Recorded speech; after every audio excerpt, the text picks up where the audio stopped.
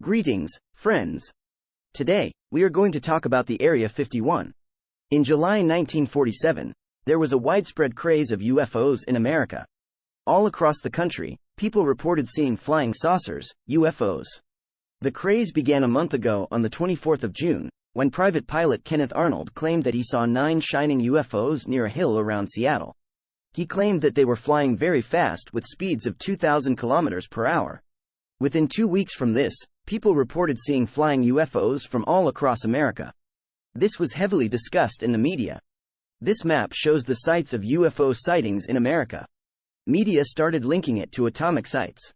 They focused on the 3 areas with the most UFO sightings. These were the sites of nuclear tests. Meanwhile, a man from New Mexico, Mac Brazel, recalled finding weird waste on his field 3 weeks ago. A tin foil, rubber, and a thin wooden beam. He couldn't figure out what they were. He wondered if they were related to the UFO craze. So he took the debris to Roswell Sharif on the 7th of July.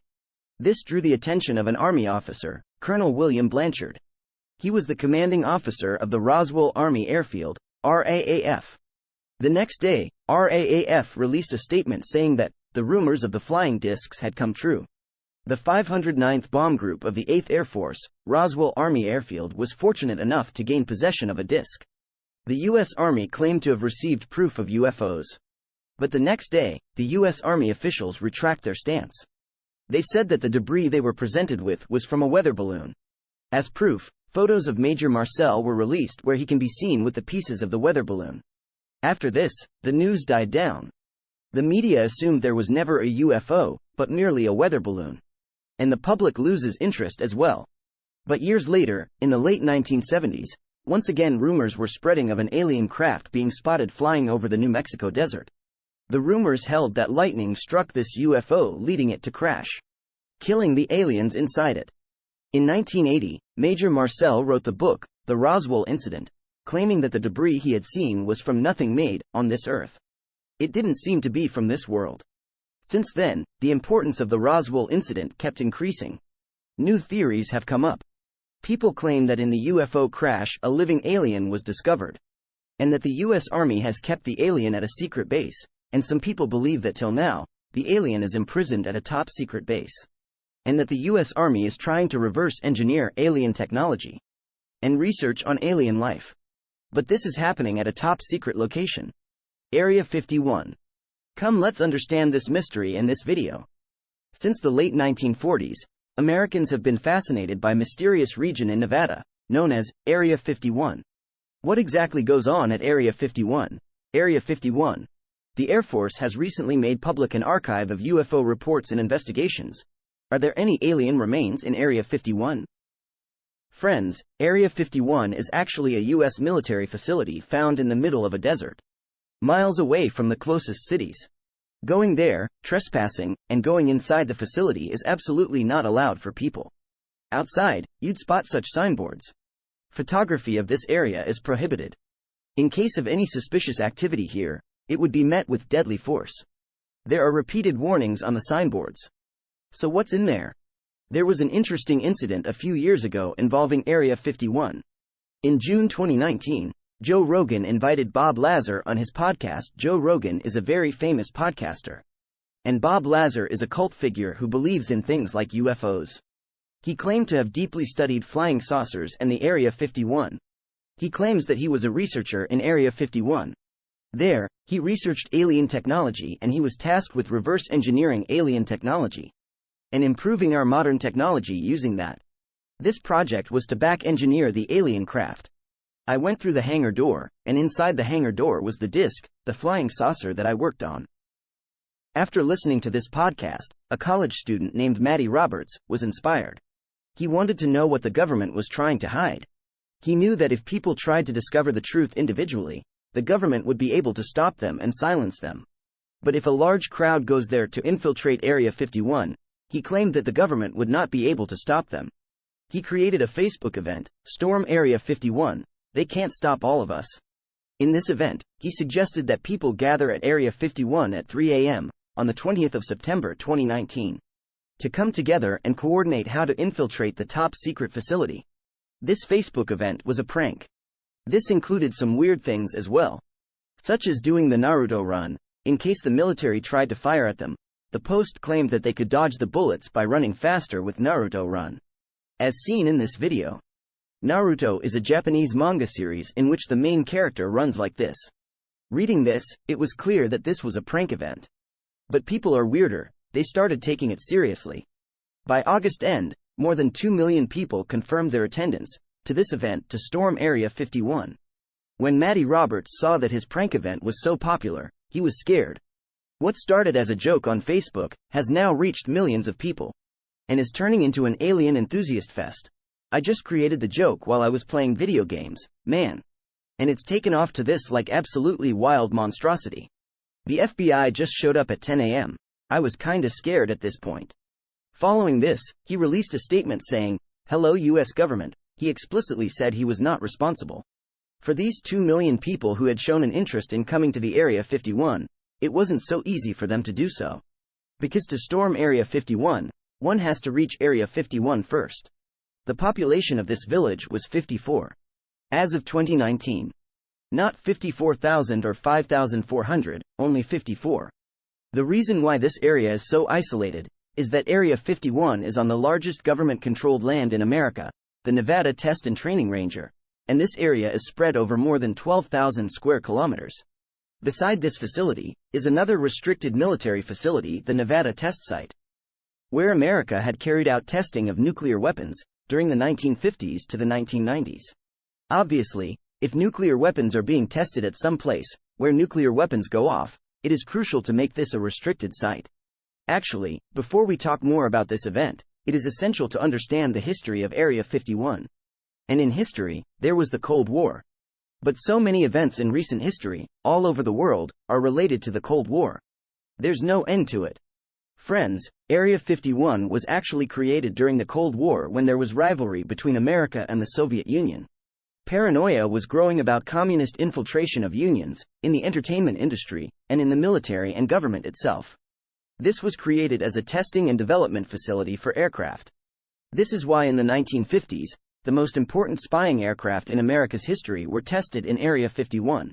Since such critical military weapons were being tested here, obviously, this area was kept in secrecy. From the outset, the outside world knew very little about this area. As I've told you repeatedly in the previous videos, wherever there's inadequate information, conspiracy theories spread rapidly. In 1954, American President Dwight D. Eisenhower demanded a secret location where they could start a high-altitude reconnaissance program. The story of top-secret reconnaissance aircraft really begins midway in the 20th century. In the darkest days of the Cold War, 2 officers from the CIA were tasked with finding a location where they could carry out the tests to develop spy planes that could be useful against the Soviet Union's nuclear weapons. In her book Area 51, An Uncensored History of America's Top-Secret Military Base, Annie Jacobson claims that how she found a secret base in the middle of a dried-up lake bed in Nevada. It was a vast dry lake bed, known as Groom Lake today. It is known by another name, Area 51. This was already a classified area where the government was testing nuclear weapons. In Area 51, spy aircraft were being made. 2 spy aircraft stood out extraordinarily. The U-2 spy airplane, which looked like this. When the Soviet Union tested their first atomic bomb in 1949, it was almost impossible for America to find out what was happening there, because they did not have satellites. In 1953, President Eisenhower launched a covert CIA program, Project Aquatone. An aeroplane was to be built on a $22 million budget that could fly 4,800 kilometers without refueling, carrying 320 kilograms of cameras with it, and flying at an altitude of 21,000 kilometers. An aircraft that would go undetected on radar and by anti-aircraft missiles. This is how their U-2 spy plane, one of the most important spy planes in America's history. Over the next few years, America was largely successful on spying over the Soviet Union, using this plane.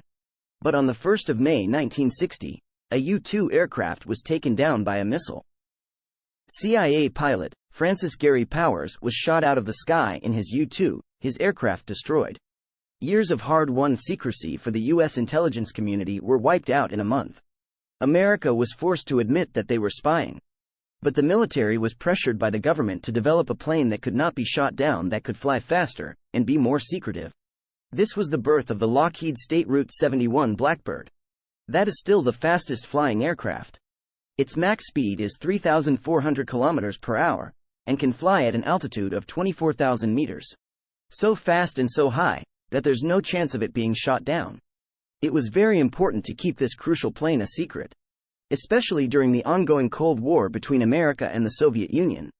So how could they have tested the plane while keeping it a secret from the world? The CIA used UFOs.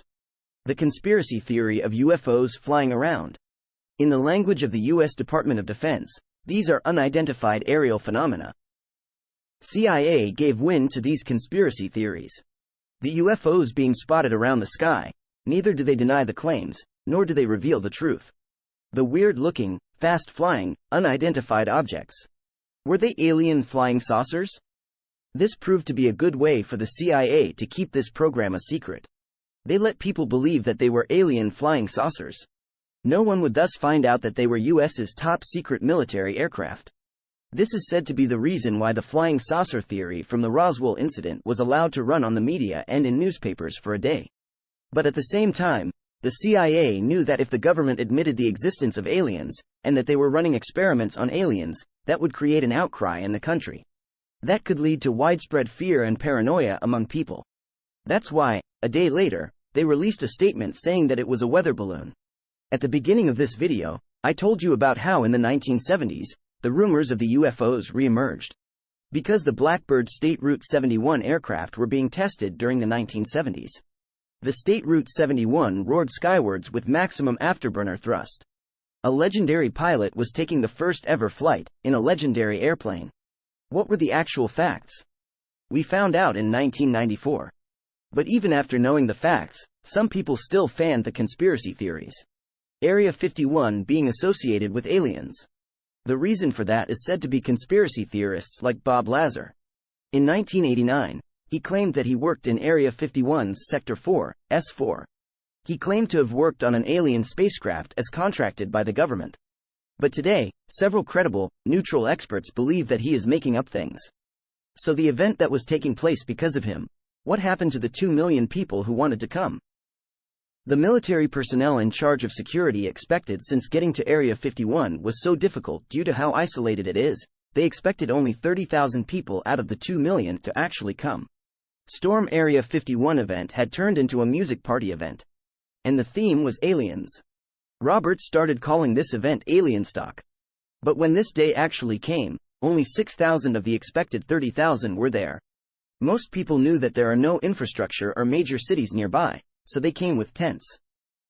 They came in big vehicles, pitched their tents, and partied. On the other hand, the government was quite concerned with this event. They had no idea how many people would turn up. So the number of police personnel at this event was more than the people actually participating in this event. Thankfully, this was a peaceful event. People had fun, partied, and no one tried to actually get into Area 51. No property was damaged. But the sheriff of the area says that the large number of police officers that had to be called in cost about $300,000. Now, if we get back to the Roswell incident, let's look at its explanation. When the military claimed the debris to be from a weather balloon. Friends, in 1994 we found out when the U.S. Air Force revealed that it was a nuclear surveillance balloon. A spy device developed under Project Mogul. So that when the Soviet Union tested its nuclear weapons, they could detect sound waves from a large distance. By using the balloons. Another reason for the spread of these conspiracy theories is the repeated misstatements from the government, and then when they came out with another statement in 1994, people were skeptical about believing it.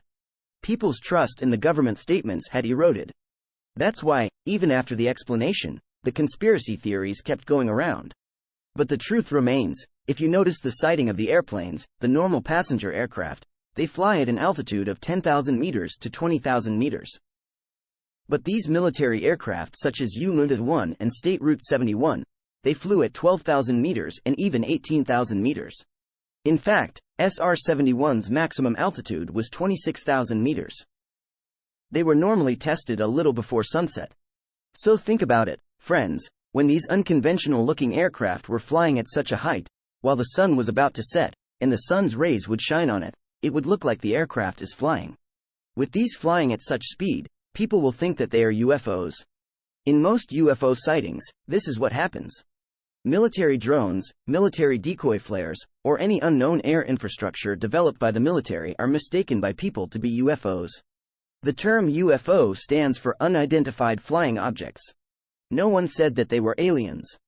Unidentified can mean any unidentified object. Since these spy planes were tested in and around Area 51, it's obvious why Area 51 came to be associated with aliens. The U.S. Air Force Project Blue Book investigated several UFO sightings. Wherever people claimed to have spotted UFOs, they noted the times and cross-checked them with their flight records. They saw that the flight records matched.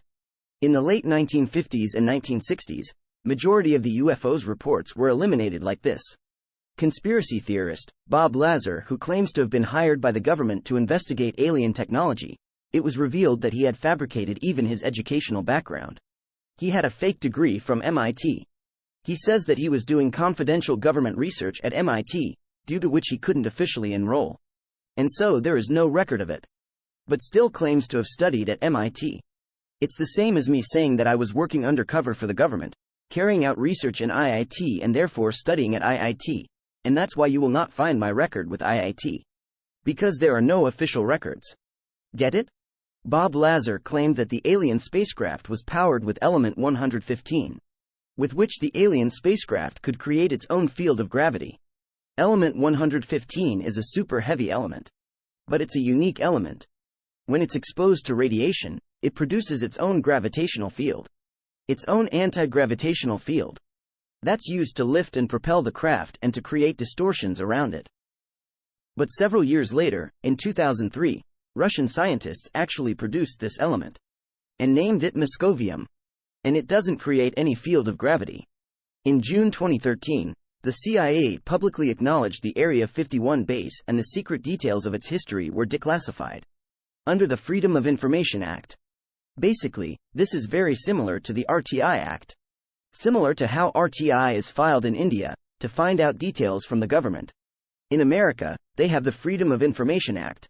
Under it, this request was filed in 2005 and in 2013, the information was released by the CIA. Newly released CIA documents officially acknowledge the site for the first time. But if you're looking to gain insight into the aliens or spaceships, you might be disappointed. In this information release, we found out the exact location of Area 51. You can see the location revealed by the CIA on this map. This is in the middle of the Mojave Desert in the state of Nevada.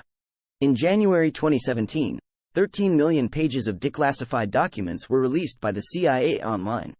In these documents, you will find several records or the UFO sightings and the experiments carried out by the CIA.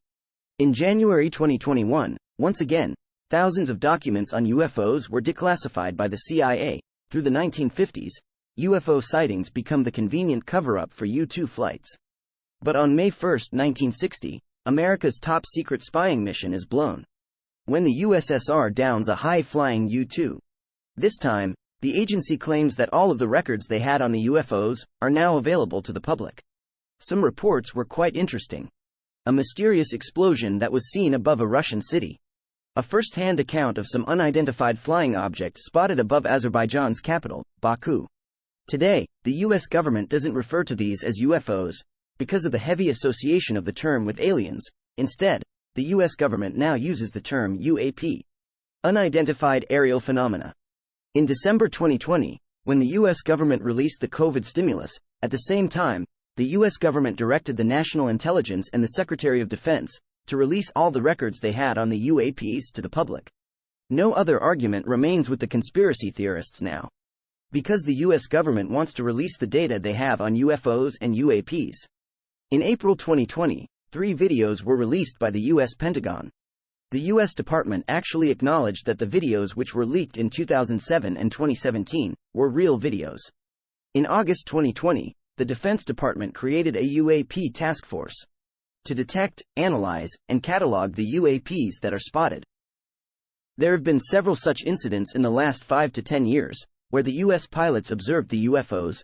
The only difference is that they do not claim that the UFOs are built by aliens. That they are of extraterrestrial origins. There are a lot of different datasets that came in that we looked at trying to figure out what they were. There were some that turned out to be weather balloons, for example. In fact, there were several. But there were many that there's not enough data and sensor data when we have a lot of sensor data on a lot of them, that we couldn't determine what they are. It is believed that the UFOs are part of some highly classified program on which the government agency of some country is working. Even now, Area 51 is an area where next-generational aircrafts are tested.